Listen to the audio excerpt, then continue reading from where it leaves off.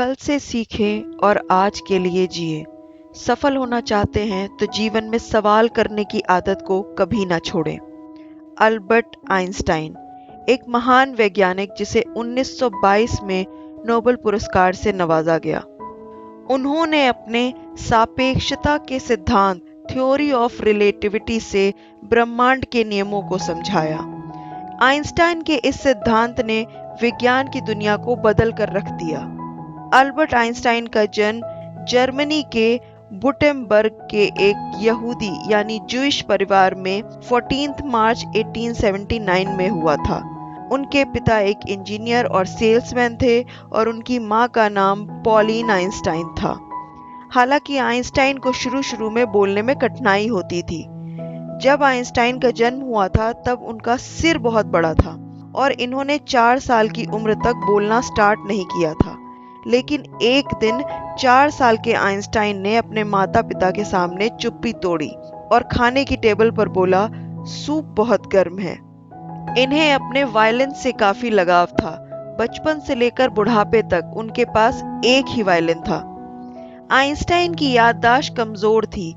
वो अक्सर अपने घर का पता, फोन नंबर्स भूल जाया करते थे।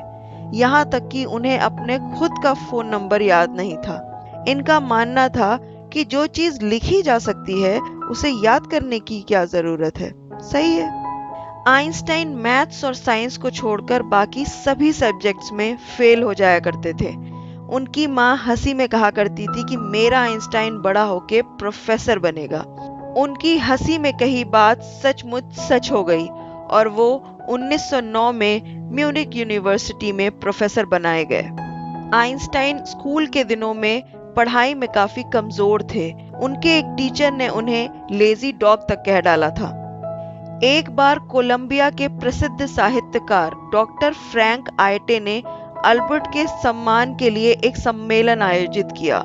वहां उपस्थित मेहमानों के सम्मुख कुछ बोलने के लिए जब आइंस्टाइन को बोला गया तो वो खड़े हुए और बोले, सज्जनों, मुझे खेद है कि मेरे पास आप लोगों से कहने के लिए अभी कुछ भी नहीं है।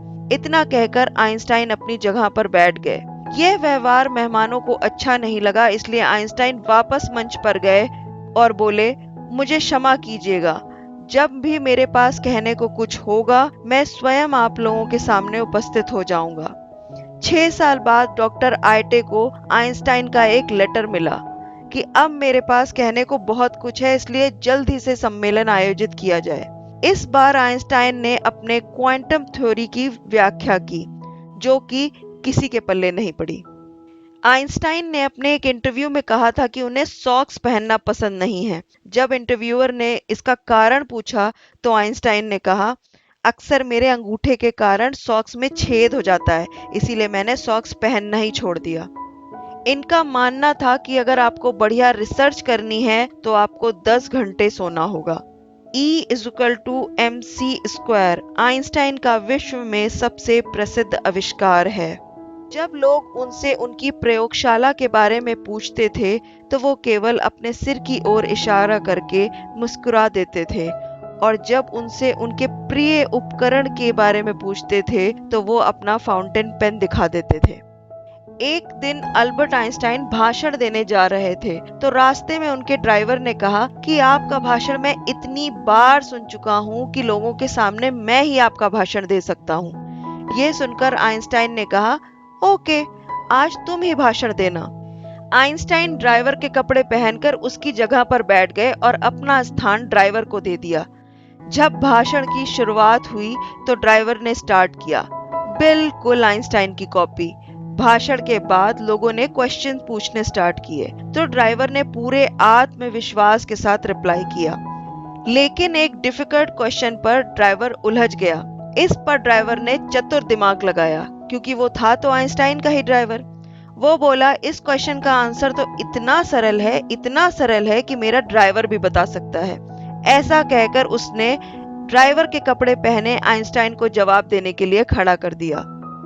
पॉलिटेक्निक के एक टीचर हेनरिक बेवर ने उनसे कहा था कि तुम बहुत चतुर लड़के हो, लेकिन तुम में एक कमी है कि तुम किसी की बात ही नहीं सुनते। 18 अप्रैल 1955 के दिन इस महान वैज्ञानिक ने इस दुनिया को अलविदा कह दिया।